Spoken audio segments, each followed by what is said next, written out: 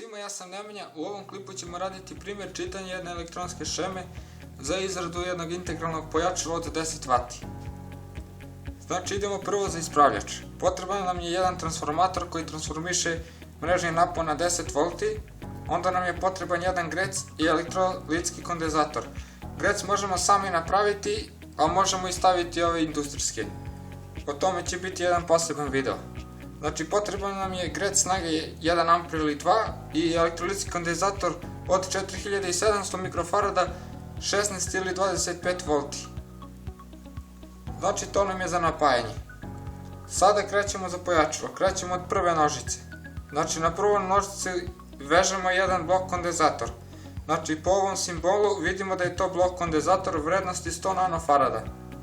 I tu nam je ulaz za pojačalo. Tonski signal. Onda idemo drugu nožicu, na njoj vezujemo jedan elektrolitski kondenzator 470 mikrofarada, naravno 16 V ili 25. Na trećoj nožici vezujemo masu.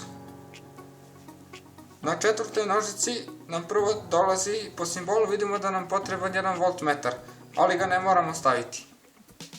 Onda dolazi na red elektrolitski kondenzator od 1000 mikrofarada, 16 ili 25 V. Posle njega ide otpornik 220 ohma i posle njega ide otpornik 2,2 ohma. Snage je 0,6 W ili 1 W. I naravno posle njih ide zvučnik 4 ili 8 ohma, može i 16. Snage je 10 ili 15 W. I na petoj nožici nam ide miliampermetar. Znači po simbolu vidimo da je ovo miliampermetar i blok kondenzator od 100 nanofarada i jedna njegova nožica se vezuje na plus, a druga na masu. Znači na plus dovodimo 12 V od ispravljača, a masu vezujemo na trećoj nožici i naravno ove mase ovdje sve kratko spajamo. I to je to primjer čitanja jedne električne šeme. I naravno ovaj miliampermetar ne moramo staviti ukoliko nemamo, to možemo samo kratko spojiti. To je to za ovo pojačalo, a sada ću vam čitati za čitanje šema.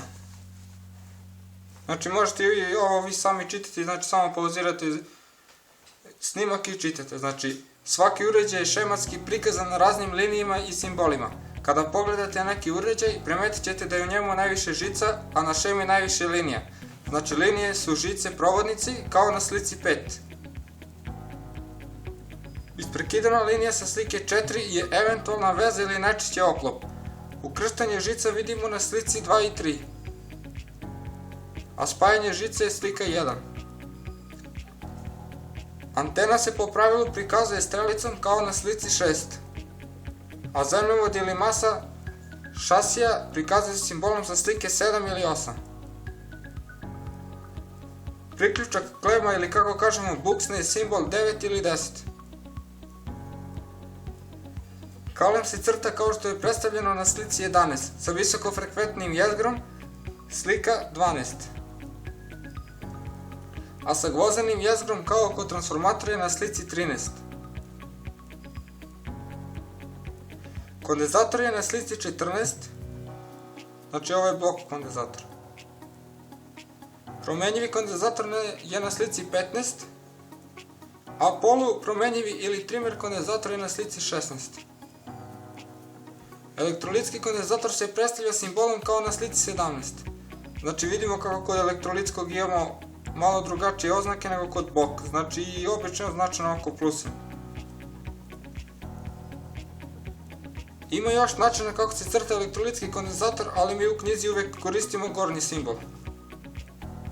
Visokofrekventni transformator vidimo na slici 18, a na slici 19 vidimo niskofrekventni transformator sa gvozdenim jezgrom i sa duplim sekundarom. Neki kalemovi i transformatore prikazuju kao na slici 20. Simbol za neizmeničnu struju je na slici 21, a za jednosmernu struju na slici 22. Obično su ova donja crta isprekidana za jednosmernu struju. Otpornik tako često uređajima crta se kao pravougolnik na slici 23. Promenjivi otpornik ili takozvani reostat imamo na slici 24. Potenciometar se crta simbolom sa slike 25.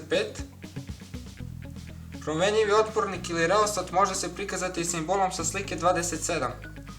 NTC ili PTC otpornici, odnosno otpornici sa negativnim ili pozitivnim temperaturnim koeficijentom, prikazuju se simbolima 28 i 29. Zvučnik ima simbol sa slike 30, a slušalica sa slike 31. Mikrofon se crta prema slici 32. Prekidač se crta kao na slici 33, a taster prema slici 34. Nekada se taster kombinuje sa slikom 33 i 34. Sijalica ima simbol 35, a instrument indikator kao na slici 36.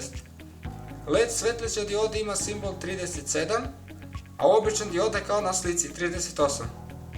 Zener ili cener dioda ima simbol 39, a dijak ili bidirekcionalna dioda crta se prema simbolu 40. Trijek se crta prema slici 41, a tiristor prema slici 42. NPN tranzistori prikazuju se prema slici 43, a PNP prema slici 44. Kod njih se razlikuje baza, emitor i kolektor. Znači baza, emitor i kolektor. Na slici 45 imamo N-Darlingtonov tranzistor, a na slici 46 sa ugrađenim diodom između kolektora i emitora.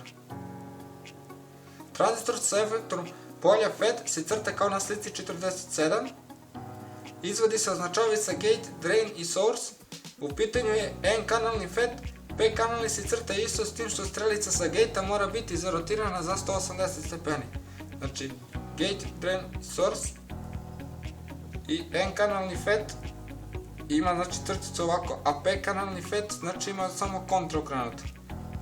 Znači okrenuto prema spolja. I ja mislim da dolazi gore ovako. N-kanalni MOSFET tranzistor se crta kao što je prikazano na slici 48, a N-kanalni MOSFET sa indukovanim kanalom crtamo kao na slici 49. Također kao i kod običnih N-FET tranzistora postoji verzija sa P-kanalom koja se slično P-FET crtaju sa zarotiranom strelicom za 180 stepeni na source izvodu. Imamo i fototranzistor, to je simbol 50. Također postoji fotootpornici na slici 51. Kristal oscilatora crta se prema slici 52, a kristalna slušalica ili piezo elementi kao na slici 53. Baterija neophodna za napajanje uređaja prikazuje se prema slici 54.